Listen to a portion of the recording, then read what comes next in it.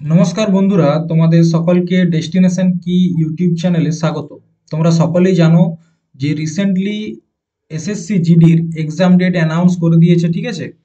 4ই ফেব্রুয়ারি থেকে 4 ফেব্রুয়ারি থেকে 25 ফেব্রুয়ারি 2025 পরীক্ষার ডেট।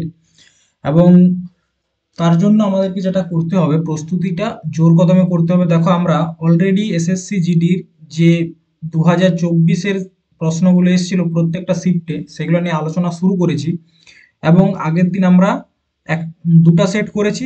আজকে যে সেটটা করছি এটা 3 নাম্বার সেট, এবং এটা হচ্ছে 21শে ফেব্রুয়ারির শিফট 1-এর প্রশ্নপত্র, ঠিক আছে। তো দেখো কিরকম প্রশ্ন রয়েছে এবং কিরকম প্রশ্ন আসতে পারে। প্রথমত যে প্রশ্নটা রয়েছে স্ট্যাটিক জিকে থেকে, দুলীপ ট্রফি কোন খেলার সাথে যুক্ত? ব্যাডমিন্টন, হকি, ক্রিকেট নাকি ফুটবল?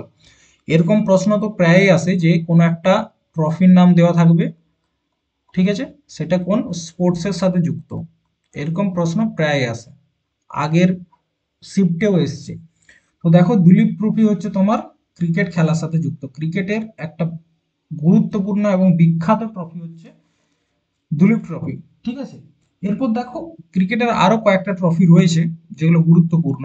যেমন প্রথমত একটা রয়েছে তোমার রঞ্জি ট্রফি।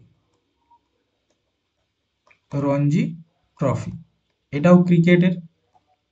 তাছাড়া রয়েছে সিকে নাইডু ট্রফি। সিকে নাইডু ট্রফি, ঠিক আছে। তাছাড়া রয়েছে Deodhar trophy. Deodhar trophy. Vijay Hazare trophy. Vijay Hazare, এগুলো অনেকবার করিয়েছি এবং এগুলো বারবার আসছে, ঠিক আছে। Sharjah cup. আরেকটা হচ্ছে এখন যেটা চলছে border Gavaskar trophy. Border Gavaskar trophy, যেখানে ইন্ডিয়া প্রায় হারার মুখে, ঠিক আছে। আরেকটা হচ্ছে ইরানি কাপ। ইরানি কাপ, এগুলো হচ্ছে ক্রিকেটের। এরপর দেখো, ফুটবলেরও এরকম কয়েকটা গুরুত্বপূর্ণ ট্রফি রয়েছে। যেমন হচ্ছে ডুরান্ড কাপ, এশিয়ার সব থেকে প্রাচীনতম ফুটবল কাপ, ঠিক আছে, ডুরান্ড কাপ এশিয়ার সব থেকে প্রাচীন। সন্তোষ ট্রফি, সম্প্রতি বাংলা জিতেছে কেরালাকে হারিয়ে, ঠিক আছে। তাছাড়া ইউরো কাপ, ঠিক আছে, ফিফা ওয়ার্ল্ড কাপ। তাছাড়া রয়েছে রোভার্স কাপ। Rovers cup. তারপর রয়েছে সুব্রত কাপ, ঠিক আছে, সুব্রত কাপ। এগুলো হচ্ছে সব ফুটবলের কিছু গুরুত্বপূর্ণ ট্রফি। ঠিক সেরকম ব্যাডমিন্টনের যেমন কয়েকটা নোট করে নাও। ব্যাডমিন্টন হচ্ছে Uber cup. UBR, Uber cup. আর কি কি রয়েছে? থমাস কাপ, ঠিক আছে, থমাস থমাস কাপ। আর কি কি রয়েছে? সুধীরমন কাপ এবং নারাং কাপ। সুধীরমন কাপ আর একটা হচ্ছে নারাং কাপ, ঠিক আছে। আর হকিতেও দেখো কয়েকটা নোট করো। হকিতে হচ্ছে সুলতান আজলান শাহ ট্রফি। সুলতান আজলান শাহ ট্রফি, ঠিক আছে। রঙ্গস্বামী ট্রফি, এটা তো এসএসসির একদম প্রিয় প্রশ্ন। রঙ্গস্বামী ট্রফি, ঠিক আছে। এটা হচ্ছে তোমার এসএসসি তে প্রত্যেকটা পরীক্ষাতে আসে রঙ্গস্বামী ট্রফি। আর এটা হচ্ছে ধ্যানচাঁদ ট্রফি। ধ্যানচাঁদ ট্রফি, ঠিক আছে। আরেকটা হচ্ছে তোমার বেগম রসুল কাপ। বেগম রসুল কাপ। এই ট্রফিগুলো হচ্ছে তোমার হকির জন্য গুরুত্বপূর্ণ, পরীক্ষাতে আসে যেগুলো। নেক্সট, উস্তাদ বিসমিল্লাহ খান ড্যাশ সঙ্গীত বাদ্যযন্ত্রের সাথে যুক্ত বা ড্যাশ সঙ্গীত যন্ত্রের বিখ্যাত প্রতিভাবান। দেখো, একটা তোমাদেরকে ফাউন্ডেশন করিয়েছিলাম স্ট্যাটিক জিকের মিউজিক্যাল ইনস্ট্রুমেন্ট নিয়ে, সেখানে বারবার বলেছিলাম যে উস্তাদ বিসমিল্লাহ খান একজন বিখ্যাত কি সেহনাই বাদক, ঠিক আছে। তিনি 2001 সালে ভারতরত্ন পুরস্কারটি পেয়েছেন সেহনাইয়ের জন্য। এবং আরো কয়েকজন বিখ্যাত সেহনাই বাদক রয়েছেন উস্তাদ বিসমিল্লাহ খান ছাড়াও। তাদের মধ্যে একজন হচ্ছে দয়া শঙ্কর। কি নাম? দয়া শঙ্কর, ঠিক আছে। আর কে রয়েছেন? আলী আহমেদ হুসেন খান, ঠিক আছে। আলী আহমেদ হুসেন খান, হুসেন খান। আরেকজন হচ্ছে বাগেশ্বরী কুমার, বাগেশ্বরী, এইগুলো নোট করবে, হ্যাঁ, এইগুলোই পরীক্ষাতে আসবে। কুমার, ইনি হচ্ছেন প্রথম মহিলা, ফার্স্ট ওমেন। ঠিক আছে, এরপর দেখো তবলা। তবলাতে একটা বিখ্যাত নাম হচ্ছে জাকির হুসেন। 2025-এও এই প্রশ্নটা আসবে, কোন শিফটে আসবে বলতে পারছি না, তবে জাকির হুসেন কোন বাদ্যযন্ত্রের সাথে যুক্ত এটা অবশ্যই আসবে। তবলা, দুবার গ্র্যামি অ্যাওয়ার্ড পেয়েছে। ঠিক আছে, ইন্টারন্যাশনালি যদি বলা হয় মিউজিকের জন্য সব থেকে বড় পুরস্কার কোনটা, গ্র্যামি। তো তবলার জন্য জাকির হোসেন দুবার গ্র্যামি অ্যাওয়ার্ড পেয়েছে। ঠিক আছে, আরেকটা নাম হচ্ছে কিষান মহারাজ, কিষান, কিষান মহারাজ। আর কে রয়েছে, পণ্ডিত যশরাজ, পণ্ডিত যশরাজ। আর লতিফ খান, লতিফ খান, আল্লাহ রাখা,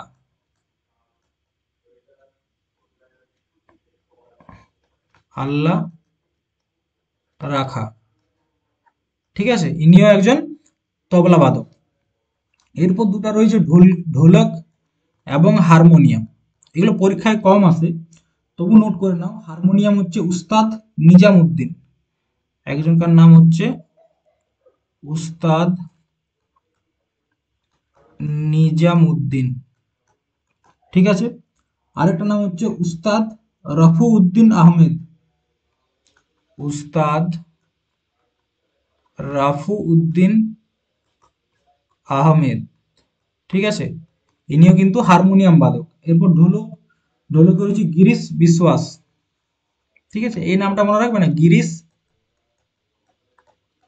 বিশওয়া, এই নামটা মনে রাখবে ঢোলকের জন্য, ঢোলকে পড়লে এই নামটাই আসবে। ঠিক আছে, এরপর দেখো নেক্সট, ভারতীয় সংবিধানের নিচের কোন অনুচ্ছেদটি ভারতের অর্থ কমিশনের সাথে যুক্ত, ফাইন্যান্স কমিশন। ঠিক আছে, ফাইন্যান্স কমিশন, ফাইন্যান্স কমিশনের সাথে যুক্ত। Article 260, article 270, article 280, article 290। তো ফাইন্যান্স কমিশনের সাথে যুক্ত হচ্ছে আর্টিকেল 280। ঠিক আছে, ফাইন্যান্স কমিশনের কাজ কি, ফাইন্যান্স কমিশনের কাজ হচ্ছে সেন্ট্রাল যে ট্যাক্স, ঠিক আছে, সেন্ট্রাল ট্যাক্সে রাজ্যের, স্টেটের যে ভাগটা থাকে, কত ভাগ দেওয়া হবে সেন্ট্রাল ট্যাক্সের রাজ্যকে, সেইটা নির্ধারণ করে ফাইন্যান্স কমিশন। ঠিক আছে, আচ্ছা যদি বলা হয় স্টেট ফাইন্যান্স কমিশন কত নম্বর আর্টিকেলে রয়েছে, স্টেট ফাইন্যান্স কমিশন সেটা হচ্ছে আর্টিকেল 243 আই। ঠিক আছে, এটা হচ্ছে স্টেট ফাইন্যান্স কমিশন। এরপর দেখো, এই যে ফাইন্যান্স কমিশন রয়েছে, এটাকে তৈরি করে কে, অ্যাপয়েন্ট করে কে, এটা করে প্রেসিডেন্ট। ঠিক আছে, প্রেসিডেন্ট। আর একটা ফাইন্যান্স কমিশনের মধ্যে একজন থাকে অধ্যক্ষ। ঠিক আছে, আর চারজন থাকে মেম্বার। এদেরকে অ্যাপয়েন্ট করে কে, এদেরকেও অ্যাপয়েন্ট করে প্রেসিডেন্ট। ঠিক আছে, আচ্ছা, এদের কার্যকাল কত,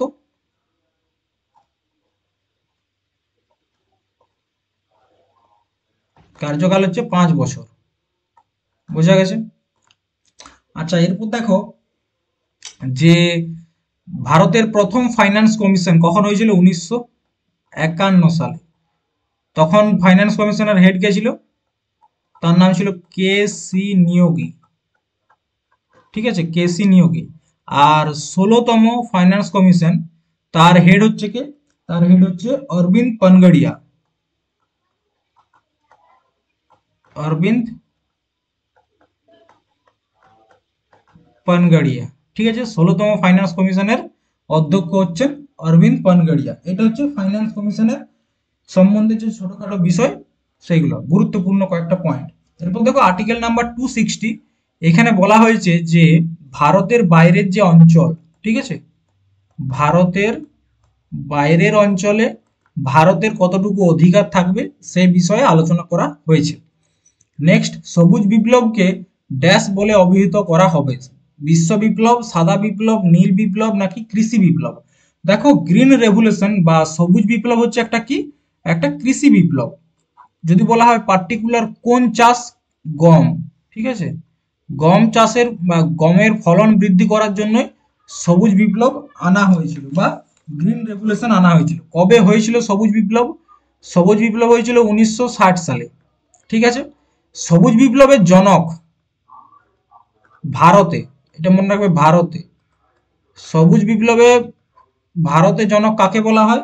তার নাম হচ্ছে MS স্বামীনাথন।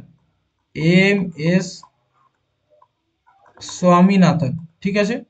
তিনি 2024 সালে কি পেয়েছেন? ভারত রত্ন পেয়েছেন। ঠিক আছে।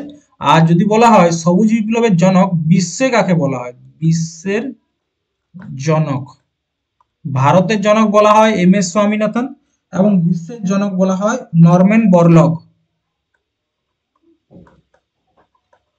নরম্যান বরলগ। ঠিক আছে। বিশ্বেতে জনক বা ওয়ার্ল্ড, যদি বলা হয় যে সবুজ বিপ্লবের জনক ভারতে কাকে বলা হয়? MS স্বামীনাথন। যদি বলা হয় সবুজ বিপ্লবের জনক বিশ্বে কাকে বলা হয়? সেটা হচ্ছে নরম্যান বরলগ। এরপর সাদা বিপ্লব, তার মানে হচ্ছে কি এটা ডায়েরি বা দুগ্ধজাত পদার্থের বা প্রোডাক্টের বৃদ্ধি, মানে প্রোডাকশনে বৃদ্ধিটাকে বলা হচ্ছে সাদা বিপ্লব। ঠিক আছে। বা হোয়াইট রেভলিউশন কবে শুরু হয়েছিল? 1970 সালে। ঠিক আছে। ভারতে 1970 সালে শুরু হয় এবং এটার জনক, জনক কাকে বলা হয়? এটাও একটা গুরুত্বপূর্ণ পয়েন্ট। তো হোয়াইট রেভলিউশনের জনক বলা হয় কাকে? ভার্গিস কুরিয়ান। কাকে বলা হয়? ভার্গিস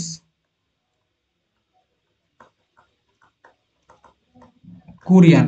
ঠিক আছে। এবং নীল বিপ্লব বা ব্লু রেভলিউশন। ঠিক আছে। তো নীল বিপ্লবের কারণটা হচ্ছে কি? মাছ মাছ চাষের বৃদ্ধির জন্য কি বিপ্লব আনা হয়েছিল? নীল বিপ্লব। ঠিক আছে। এবং এটার জনক কাকে বলা হয়? প্রশ্ন এগুলাই আসবে। ঠিক আছে। যে জনক কাকে বলা হয়, যেমন নীল বিপ্লবের জনক বা সাদা বিপ্লবের জনক বা কৃষি বিপ্লব বা সবুজ বিপ্লবের জনক। ঠিক আছে। তো নীল বিপ্লবের জনক হচ্ছে ডক্টর হীরালাল চৌধুরী। ডক্টর হীরালাল চৌধুরী। ঠিক আছে। হীরালাল নামটা দেখবে সূর্যবংশী যে সিনেমাটা রয়েছে না, অমিতাভ বচ্চনের, সেইখানে হীরালাল। ভারতের সংবিধানের নিচের কোন অনুচ্ছেদে উল্লেখ করা হয়েছে যে কোনো অপরাধীর জন্য অভিযুক্ত কোনো ব্যক্তিকে নিজের বিরুদ্ধে সাক্ষী দিতে বাধ্য করা হবে না? নিজের বিরুদ্ধে সাক্ষী দিতে বাধ্য করা হবে না কোনো অপরাধীকে। আর্টিকেল নাম্বার 14, নাকি আর্টিকেল নাম্বার 16, নাকি আর্টিকেল 18, নাকি আর্টিকেল 20? তো দেখো, আমাদের যে মৌলিক অধিকার, আমাদের সংবিধানের ভাগ 3। ঠিক আছে। কত নাম্বার? ভাগ 3। এটা কি বলা হচ্ছে? ফান্ডামেন্টাল রাইট বা মৌলিক অধিকার। কত নাম্বার আর্টিকেল? আর্টিকেল 12 থেকে 35। ঠিক আছে, আলোচনা করা হয়েছে। তার মধ্যে আর্টিকেল 14, এই আর্টিকেল 14 কে কি বলা হয়? আর্টিকেল 14 কে বলা হচ্ছে equality before law. Equality before law, তার মানে কি আইনের চোখে সবাই সমান। ঠিক আছে। এইটা হচ্ছে আর্টিকেল 14। আর আর্টিকেল 14 কি বলছে? Equality before law. Article 16, article 16 তে কি বলা হয়েছে? যে সরকারি চাকরির ক্ষেত্রে সবাইকে সমান সুযোগ দেওয়া হবে। তাহলে ইকুয়ালিটি ইন পাবলিক এমপ্লয়মেন্ট। ঠিক আছে। এমপ্লয়মেন্ট, সরকারি চাকরির ক্ষেত্রে সবাইকে সমান সুযোগ দেওয়া হবে। আর্টিকেল 18, এটা হচ্ছে abolition of title. Abolition of title, তার মানেটা কি? দেখো, আগেকার দিনে বিভিন্ন ব্যক্তি নানা রকম উপাধি পেয়েছেন, কেউ রাজা, কেউ মহারাজা, কিন্তু স্বাধীনতার পর থেকে সেই উপাধিগুলোকে বাদ দিতে বলা হয়েছে। কিন্তু কোনো একাডেমিক্স উপাধি যদি থাকে বা কোনো সৈন্যের উপাধি, যেমন লেফটেন্যান্ট, জেনারেল, ক্যাপ্টেন, এই যে উপাধিগুলো, এগুলো কিন্তু রাখতে পারে।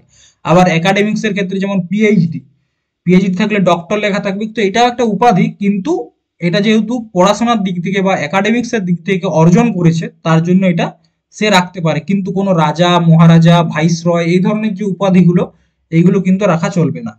আর আর্টিকেল নাম্বার 20, ঠিক আছে, এইটা হচ্ছে অ্যান্সার। আর্টিকেল নাম্বার 20, এখানে কি বলা হয়েছে? ডবল জিওপার্ডি। তার মানে কি? প্রথমত এখানে বলা হয়েছে যে একজন ব্যক্তিকে তার একটা অপরাধের জন্য একটাই সাজা দেওয়া হবে। প্রথমত একটা অপরাধের জন্য একটাই সাজা, এক অপরাধের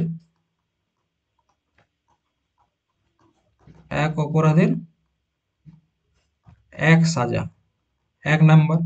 দু নাম্বার, যে সময় ক্রাইমটা করবে, ঠিক আছে, একজন ব্যক্তি যে সময় ক্রাইম করেছে সেই সময়ের আইন অনুযায়ী তাকে সাজা দেওয়া হবে। আর 3 নাম্বার, যে ক্রিমিনালকে বা যিনি অভিযুক্ত তাকে তার বিরুদ্ধে বা নিজের বিরুদ্ধে সাক্ষী দিতে বাধ্য করা হবে না। আর্টিকেল নাম্বার 20-তে এই 3টা পয়েন্ট লেখা রয়েছে। নেক্সট, কোন খেলায় অংশগ্রহণকারীদের মুগিবাদী বা পিউগিলিস্ট বলা হয়? এটা অ্যাকচুয়ালি মুগিবাদী নয়, মুষ্টিবাদী।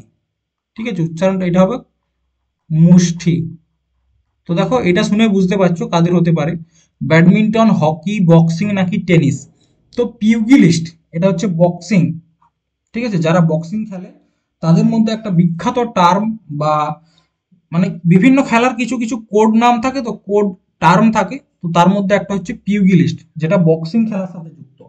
বক্সিং খেলার সাথে আরো কয়েকটা মানে টার্ম আছে যেগুলো পরীক্ষায় আসে, যেমন একটা হচ্ছে জ্যাব,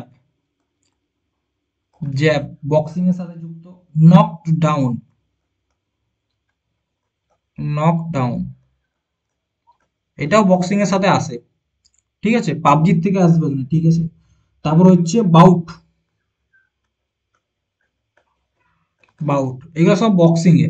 ঠিক সেরকম ব্যাডমিন্টনের কিছু টার্ম আছে, যেমন হচ্ছে শাটেল কক।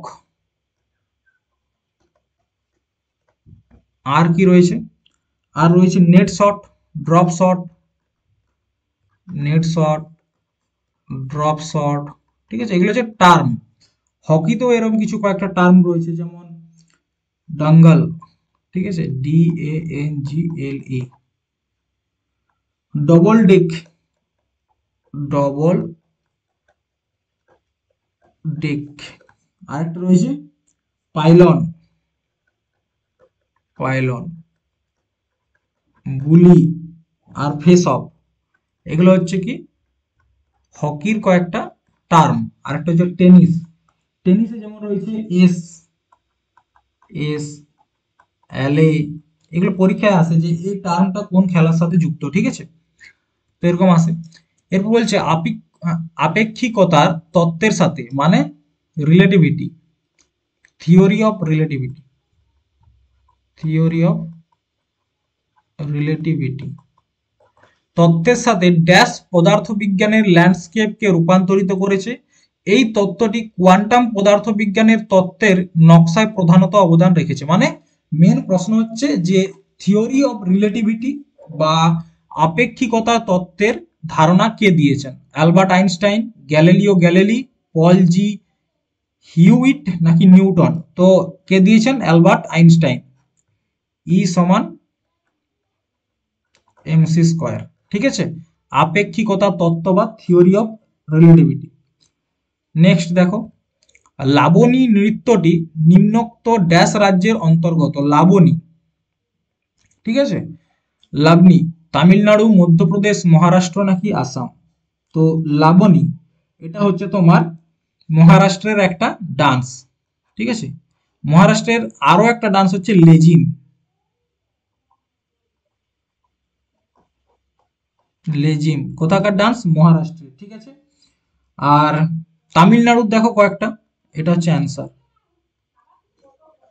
তামিলনাড়ুর কয়েকটা, যেমন একটা হচ্ছে কোলাট্টম, প্রশ্ন আসে কোলাট্টম, কোলাট্টম কোথাকার? তামিলনাড়ু। টাইগার ডান্স কোথাকার?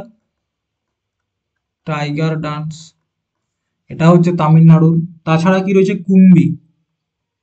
এই প্রশ্নগুলোই আসে, মানে এইগুলো এখনো পর্যন্ত এসএসসির পরীক্ষায় এসছে। মধ্যপ্রদেশের কয়েকটা, যেমন অহরিয়া একটা ডান্স কোথাকার? অহরিয়া, অহরিয়া ওরিয়া, ওরিয়া, অহরিয়া। আরেকটা হচ্ছে সেন্টাম, এটা হচ্ছে মধ্যপ্রদেশের ডান্স। আর আসামের একটা ডান্স হচ্ছে কি বিহু, এটা তো একদম মানে সবাইকার মুখে মুখে আছে বিহু। আর একটা হচ্ছে বগরুম্বা, বগরুম্বা। আচ্ছা, এইটা প্রশ্ন আসে কেমন জানো, যে বগরুম্বা ডান্স আসামের কোন জনজাতি করে? সেটা হচ্ছে বোডো ট্রাইব, বোডো জনজাতি, ঠিক আছে। আর একটা হচ্ছে অঙ্কিয়া নাট, অঙ্কিয়া নাট। দেবধানী, দেবধানী। আচ্ছা, একটা প্রশ্ন করছি, এই যে আসামি ভাষাটা রয়েছে না,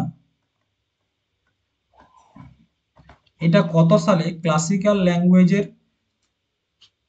অন্তর্ভুক্ত হয়েছে? কত সালে ক্লাসিক্যাল ল্যাঙ্গুয়েজে অন্তর্ভুক্ত হয়েছে? ঠিক আছে, অন্তর্ভুক্ত হয়েছে কত সালে। নেক্সট, নিচের কোনটি ভারতে নাচের জন্য সর্বোচ্চ পুরস্কার? গুরু দেবপ্রসাদ পুরস্কার, নৃত্য শিরোমণি পুরস্কার, কালিদাস সম্মান, নাকি সঙ্গীত নাটক একাডেমি পুরস্কার? তো দেখো, ডান্স, ডান্সের ক্ষেত্রে এবং মিউজিকের ক্ষেত্রে, ডান্স এবং মিউজিক এটার ক্ষেত্রে সব থেকে বিখ্যাত বা সব থেকে বড় পুরস্কার হচ্ছে কি ভারতবর্ষের সঙ্গীত নাটক একাডেমি পুরস্কার। কোনটা? সঙ্গীত নাটক একাডেমি পুরস্কার। কত সাল থেকে দেওয়া শুরু হয়? 1953। ঠিক আছে, সঙ্গীত নাটক একাডেমি পুরস্কার। এরপর দেখো, উম, এই কালিদাস সম্মান, কালিদাস সম্মানটা মধ্যপ্রদেশের সরকার দিয়ে থাকে, মধ্যপ্রদেশ সরকার। ঠিক আছে, কিসের জন্য দেয়? এক হচ্ছে তোমার ক্লাসিক্যাল আর্টস, বিভিন্ন ধরনের যে কলা, ক্লাসিক্যাল আর্টস। আরেকটা হচ্ছে তোমার লিটারেচার বা সাহিত্য। ঠিক আছে। নেক্সট, ভারতীয় ক্রীড়া ব্যক্তিত্ব আনাকা অলঙ্কামণি কোন খেলায় খেলেছেন? ভারতীয় ক্রীড়া ব্যক্তিত্ব আনাকা অলঙ্কামণি কোন খেলার সাথে যুক্ত? স্কোয়াশ, টেবিল টেনিস, ব্যাডমিন্টন, নাকি হকি? তো দেখো, আলাকা অলঙ্কামণি হচ্ছে স্কোয়াশ খেলার সাথে যুক্ত, স্কোয়াশ। ঠিক আছে, স্কোয়াশের সাথে যুক্ত।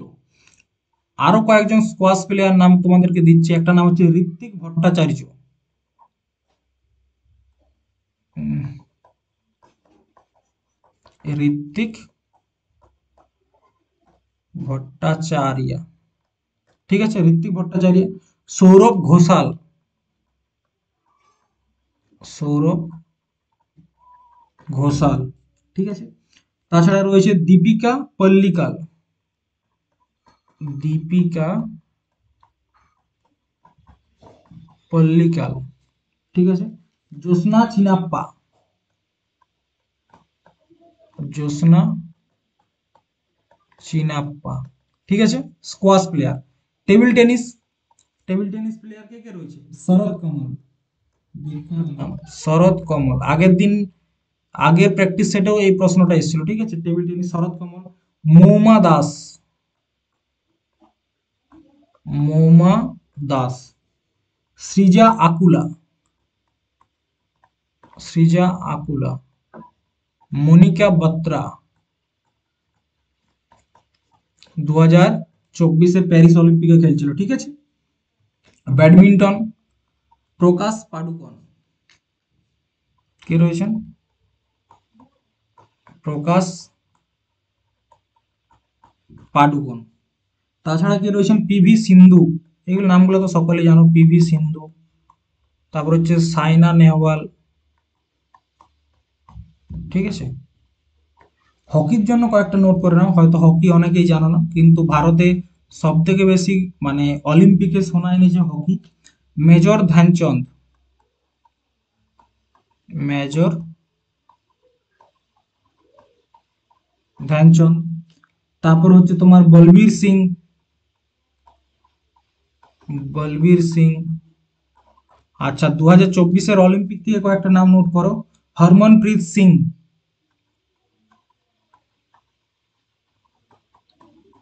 Harmanpreet Singh. P R Sreejesh, P R Sreejesh. আরেকটা নাম হচ্ছে রানী রামপাল। এই নামগুলো আসে আর কি, ঠিক আছে। নেক্সট, সরোজিনী নাইডু ড্যাশে ভারতীয় জাতীয় কংগ্রেসের সভাপতি হিসাবে দায়িত্ব পালন করেছেন কত সালে?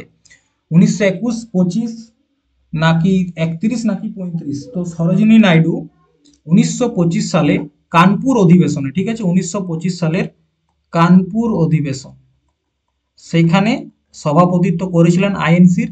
এবং সরোজিনী নাইডু প্রথম ভারতীয় মহিলা, first Indian women to be president of India, sorry, president of Indian National Congress. তার মানে কি, ইন্ডিয়ান ন্যাশনাল কংগ্রেসের প্রথম মহিলা সভাপতি কে?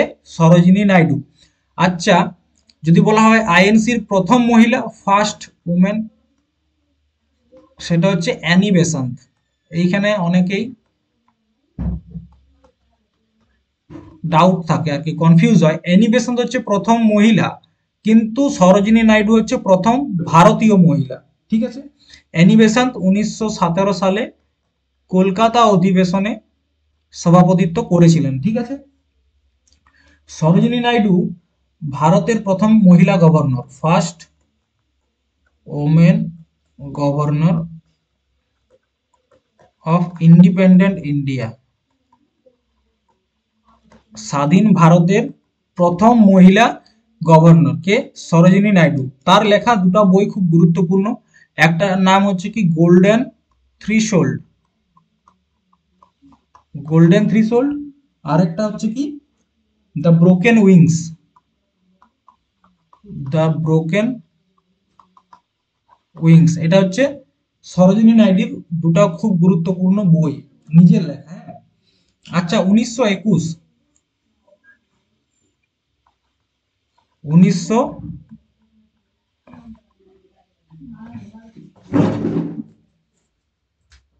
দুয়ারটাতে তোরা বুঝে বুঝে বুঝে বুঝে করতেছিস।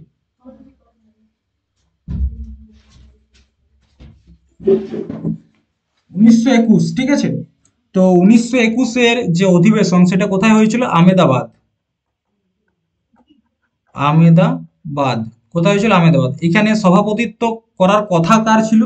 তার নাম হচ্ছে দেশবন্ধু চিত্তরঞ্জন দাস, দেশবন্ধু চিত্তরঞ্জন দাস, ঠিক আছে। তো দেশবন্ধু চিত্তরঞ্জন দাস 1921-এর আমেদাবাদ অধিবেশনে সভাপতিত্ব করার কথা ছিল, কিন্তু তখন তিনি জেলে ছিলেন, ঠিক আছে। তার জন্য তার পরবর্তীতে মানে টেম্পোরারি প্রেসিডেন্ট হিসাবে কাজ কি করেছিল? তো তার নাম হচ্ছে হাকিম আজমল খান। কি নাম? হাকিম আজমল খান, ঠিক আছে। দেশবন্ধু চিত্তরঞ্জনের পরিবর্তে টেম্পোরারি প্রেসিডেন্ট হিসাবে কাজ করেছিল হাকিম আজমল খান 1921 সালে। আর 1931 সালের অধিবেশনটা কোথায় হয়েছিল? করাচি, বর্তমানে যেটা পাকিস্তানে অবস্থিত, করাচি, ঠিক আছে। এখানে সভাপতিত্ব করেছিল কে? বল্লভ ভাই প্যাটেল, সর্দার বল্লভ ভাই প্যাটেল, ঠিক আছে, 1931 সালে। এবার দেখো শেষ প্রশ্ন, লাদাখ ও তিব্বতীয় বৌদ্ধ সম্প্রদায় উদযাপন করে লোসার উৎসব কখন? নতুন বছরে, নাকি শীতকালীন সলিস্টিস উৎসব, নাকি ফসল উৎসব, নাকি বর্ষা উৎসব? তো লোসার, লোসার হচ্ছে কিসের? নতুন বছরের একটা উৎসব বা নিউ ইয়ার উৎসব। লাদাখ এবং তিব্বতের যারা বৌদ্ধ সম্প্রদায়ের মানুষ আছে, তারা এই উৎসবটা পালন করে থাকে। তাছাড়াও অরুণাচল প্রদেশে, ঠিক আছে, অরুণাচল প্রদেশ, সেখানেও কিন্তু এই উৎসবটা পালন করা হয়। তো দেখো, এসএসসি জিডির আরো একটা শিফট নিয়ে পরের দিন আলোচনা করব। আজকে মোটামুটি 3টা শিফট আলোচনা করা হলো তোমাদের। আর 4ই ফেব্রুয়ারি থেকে পরীক্ষা, তো 25শে ফেব্রুয়ারি পর্যন্ত, তার আগে মোটামুটি সব শিফটের প্রশ্ন আলোচনা করা হয়ে যাবে, ঠিক আছে। আজ এই পর্যন্তই, বাই।